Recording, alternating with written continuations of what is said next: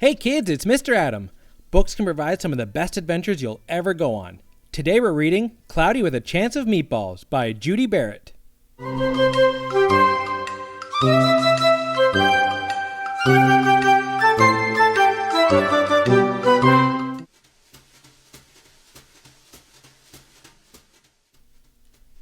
We were all sitting around the big kitchen table. It was Saturday morning, pancake morning. Mom was squeezing oranges for juice. Henry and I were betting on how many pancakes we each could eat. And Grandpa was doing the flipping. Seconds later, something flew through the air, headed toward the kitchen ceiling, and landed right on Henry. After we realized that the flying object was only a pancake, we all laughed, even Grandpa. Breakfast continued quite uneventfully. All the other pancakes landed in the pan, and all of them were eaten, even the one that landed on Henry.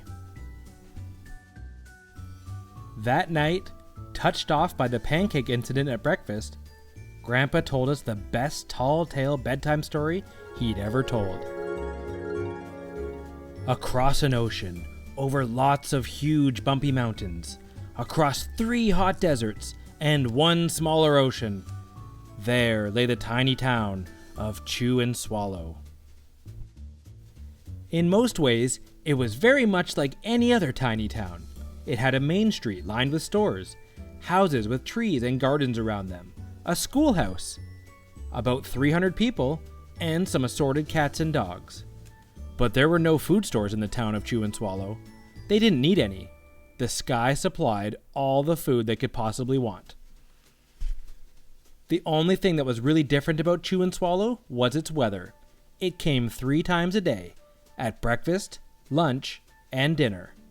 Everything that everyone ate came from the sky. Whatever the weather served, that was what they ate. But it never rained rain, it never snowed snow, and it never blew just wind. It rained things like soup and juice. It snowed mashed potatoes and green peas, and sometimes the wind blew in storms of hamburgers. The people could watch the weather report on television in the morning, and they would even hear a prediction for the next day's food.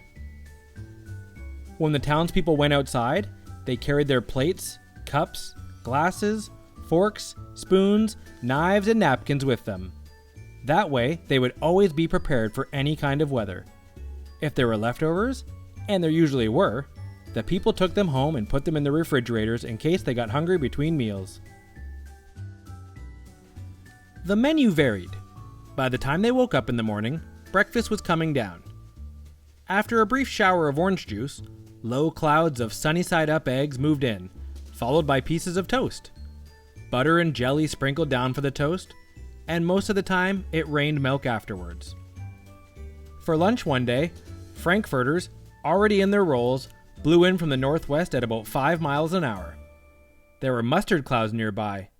Then the wind shifted to the east and brought in baked beans. A drizzle of soda finished off the meal. Dinner one night consisted of lamb chops, becoming heavy at times, with occasional ketchup. Periods of peas and baked potatoes were followed by gradual clearing, with a wonderful jello setting in the west. The sanitation department of Chew and Swallow had a rather unusual job for its sanitation department. It had to remove the food that fell on the houses and sidewalks and lawns. The workers cleaned things up after every meal and fed all the dogs and cats. Then they emptied some of it into the surrounding oceans for the fish and turtles and whales to eat. The rest of the food was put back into the earth so that the soil would be richer for the people's flower gardens. Life for the townspeople was delicious, until the weather took a turn for the worse.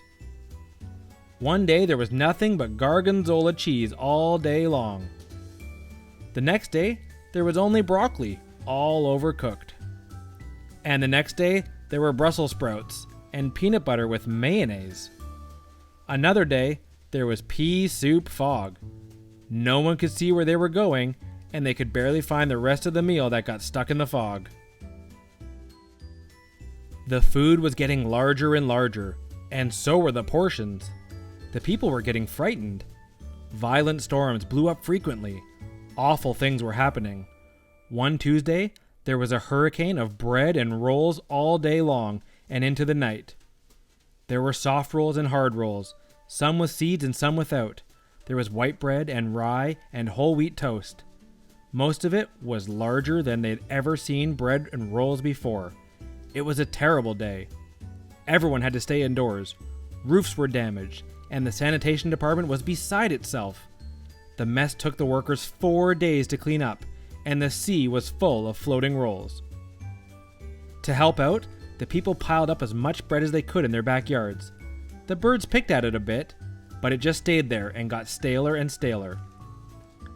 There was a storm of pancakes one morning, and a downpour of maple syrup that nearly flooded the town. A huge pancake covered the school. No one could get it off because of the weight, so they had to close the school. Lunch one day brought 15-inch drifts of cream cheese and jelly sandwiches. Everyone ate themselves sick, and the day ended with a stomachache. There was an awful salt and pepper wind accompanied by an even worse tomato tornado. People were sneezing themselves silly and running to avoid the tomatoes. The town was a mess. There were seeds and pulp everywhere. The sanitation department gave up. The job was too big. Everyone feared for their lives.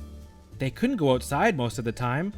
Many houses had been badly damaged by giant meatballs. Stores were boarded up, and there was no more school for the children. So a decision was made to abandon the town of Chew and Swallow. It was a matter of survival. The people glued together the giant pieces of stale bread, sandwich style, with peanut butter, took the absolute necessities with them, and set sail on their rafts for a new land. After being afloat for a week, they finally reached a small coastal town, which welcomed them. The bread had held up surprisingly well enough for them to build temporary houses for themselves out of it. The children began school again, and the adults all tried to find places for themselves in the new land. The biggest change they had to make was getting used to buying food at a supermarket.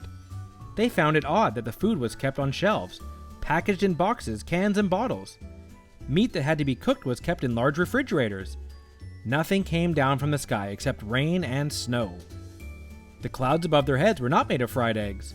No one ever got hit by a hamburger again. And nobody dared to go back to Chew and Swallow to find out what had happened to it.